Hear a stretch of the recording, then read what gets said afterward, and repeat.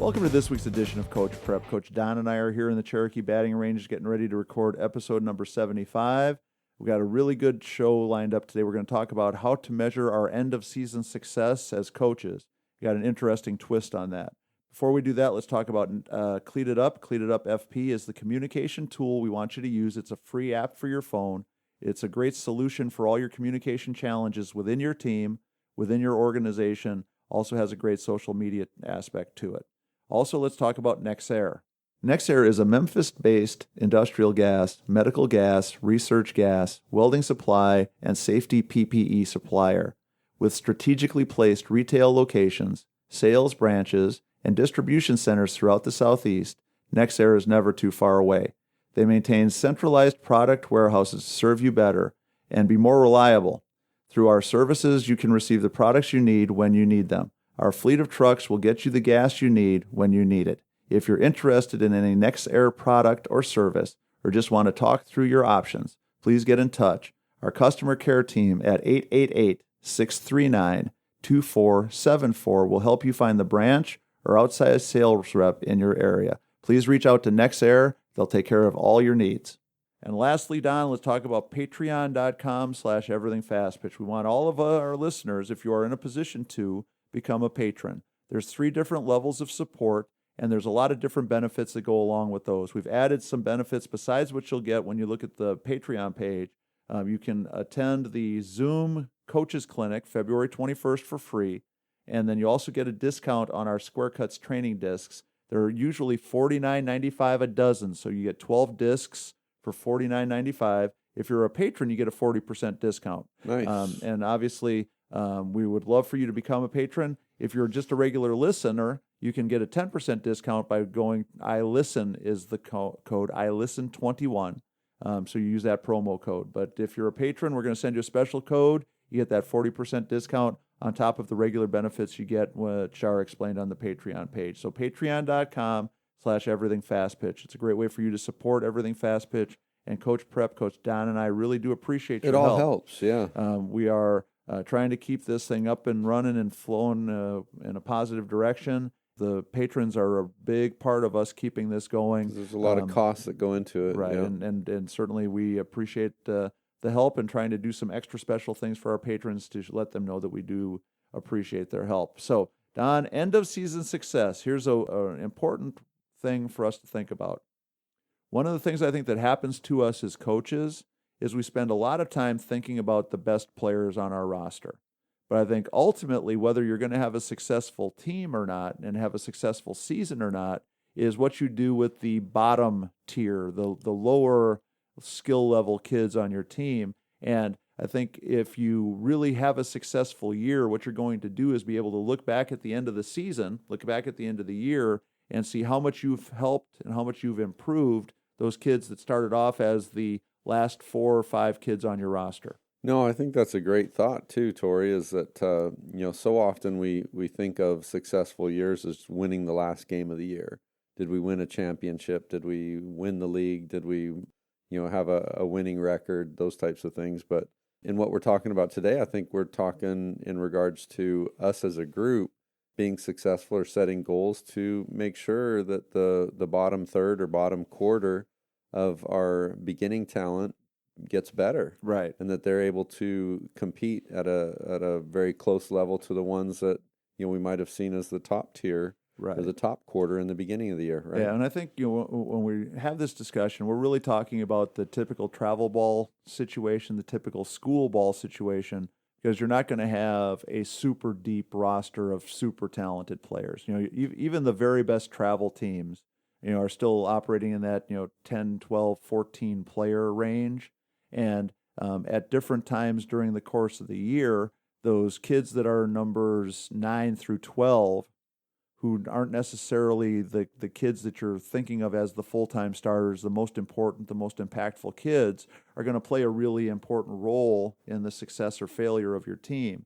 And I think when you look at the wins and losses as part of it, but certainly the overall development is part of it. But I think if you can do a good job of developing your weakest players, helping them improve as much as possible to, as you said, close the gap between where they're at and where the best, quote unquote, best players on your roster are, I think you're going to see a gigantic return and see unbelievable improvement overall in how your team is performing and whether or not you're having success or not. So yeah, and a lot of times we talk from when we were coaching in college, and we've won some championships and stuff at Kennesaw when we were coaching. And in the championship games, I don't think we had the same 9 starters that started in other games. So everybody was important, and if we left some of those kids out of the get better role, then we would have been a lot weaker than we were otherwise. So I think that pours over into every level, and it's easy to make sure your best players are getting enough cuts, your best players are getting enough ground balls, your best players are ready for that weekend tournament, but all your players need to be ready for all the games. Yeah, because you're never very far away from a sprained ankle or in this day and age a positive test for corona, and all of a sudden that shortstop that you've been giving all the time to a pulled muscle, a hamstring, is out for a weekend or out for an extended period of time. Yeah, and you're looking around for who else can play, who else can fill that role, and I think that some of what we always talk about, Don, is human nature, and for us, human nature as coaches is a really easy trap to fall into. We're all drawn to the best kids. We all want to work with the best kids because it's the most fun. Sure. When you're working with that really talented shortstop, and all of a sudden she's diving for balls and ranging really far, and making these really cool plays, it's really exciting and it's really fun. I think about the college game kicking off now, and I cannot imagine how much fun it would be to be coaching at Washington and seeing Sis Bates out there tearing it up, making all these amazing plays all the time, and everybody knows one of the best shortstops alive. But we got to give twice as many to her backup. And the moral to the story is last year in the abbreviated season, she missed, it was like 10 or 12 games because she was in concussion protocol, and Washington had somebody else who could step in and play at a really high level and do a great job. And I think that, because of the time and effort that had been invested in that second player, that's why a program like that at the college level is so successful. Now, obviously, at the college level, your backup kids are still really talented. Sure. But the moral to the story is it's still the same discussion. And I've seen college coaches that have kind of a philosophy of, when they lay out practice where our starters get the majority of the work, and then our backup kids get what's left. So let's say we're going to hit for an hour, the starters hit for 45 minutes, and the subs hit for 15. How does that work, right? Yeah, and those kinds of things. In the NFL, you hear it all the time. When you're the starting quarterback, you get starters reps, and if you're not the starting quarterback, you get whatever's left over, right? And then everybody's shocked when Aaron Rodgers gets hurt that the backup isn't very good, right? Well, and obviously, the backup's not going to be as talented as Aaron Rodgers, but if we invested a little bit more time in that backup, maybe the drop off wouldn't be so drastic. And I think in the softball world, we see that all the time. And so I think what we have to do as coaches is make up our minds that we're going to look at the 5 kids that we know in our heart of hearts are the 5 weakest kids, and start to develop a strategy to really emphasize their improvement, to really work on their weaknesses, to really identify those weaknesses and come up with some specific things that we're going to do to make sure that they're getting addressed. We can't just lump them in with everybody else and assume that means that those problems are going to get resolved. We have to make a commitment to it. So I think too, Tori, thinking back, how many times did we, even after practice, have a player or two that wanted a little bit more? And, we're working for field time and stuff with the travel ball world, but we can find a way to get an empty cage or to get a place off on the side to get a little extra work in, work on footwork, get extra swings down in the cages or something to make up some of those deficits. But and I'm glad we're talking about it, because this is a huge thing for the success of a group, for sure. Right. And again, it's just kind of a chance for us as coaches to check ourselves a little bit and think about what we're doing to make sure that we're doing a good job. Because I can admit that there were undoubtedly times that, if your best player comes to you and says, "Hey, coach, can we spend a little bit extra time working on my swing? I want to get in a few extra swings. Can you throw me a few extra pitches today?" I come in for a little bit extra work. and I'd be excited. I couldn't wait for that kid to get there because it was so much fun to work with them because we were able to work on, high level fun things, cool stuff. And undoubtedly having the opposite reaction when it's your, weaker players who really need the help the most.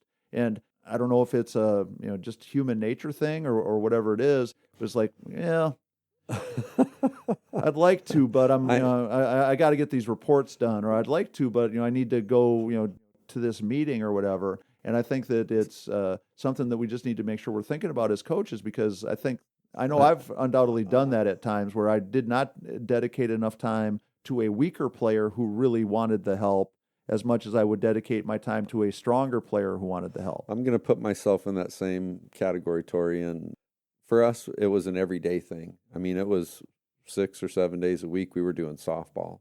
Yeah. So when in that respect, I was like, in my head, I was like, well, we'll still get it tomorrow.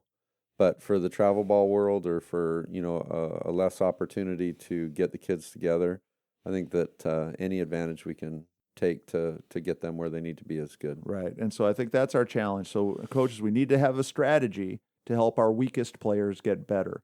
And I think if we work really hard at that, you're going to start to see an immediate payoff.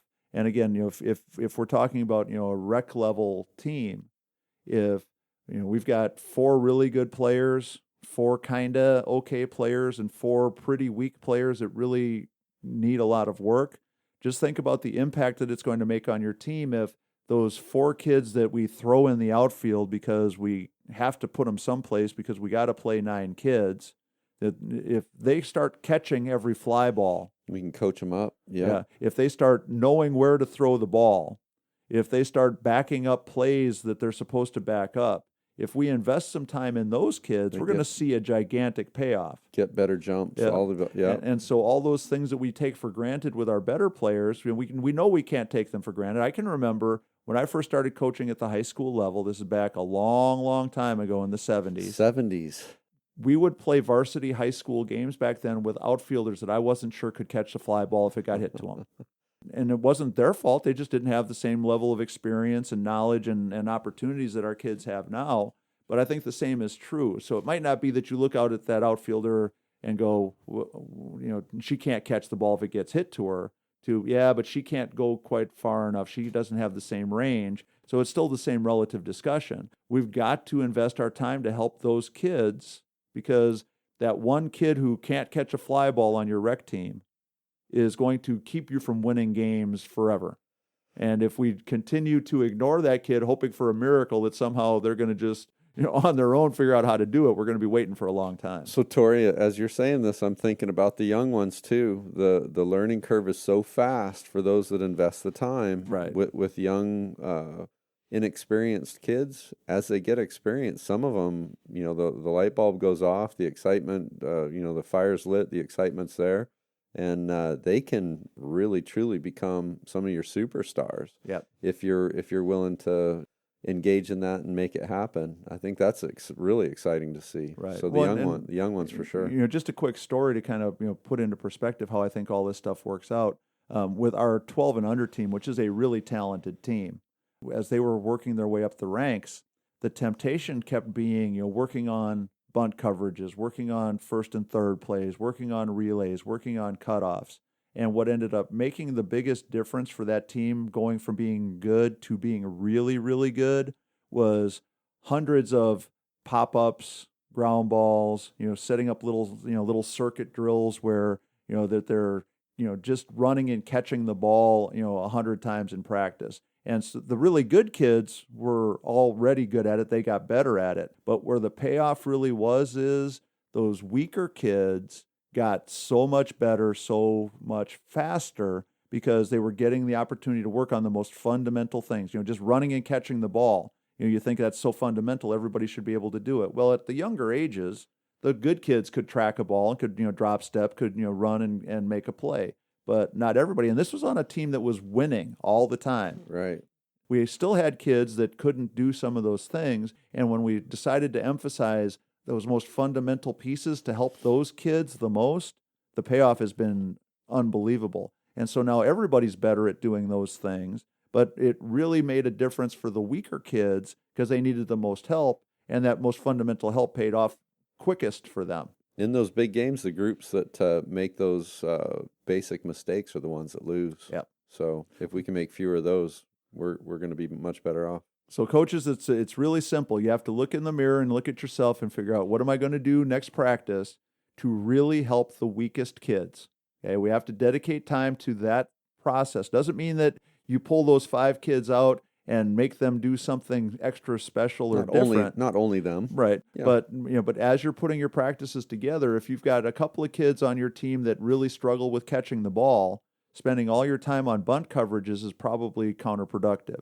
If you've got a couple of outfielders that really struggle with tracking the ball, spending all your time talking about relays and double relays and cutoffs is probably problematic, because if we can't catch it or stop it from rolling, worrying about all that other fun stuff isn't that logical. And I understand where it comes from, because it's fun to work on the fun stuff.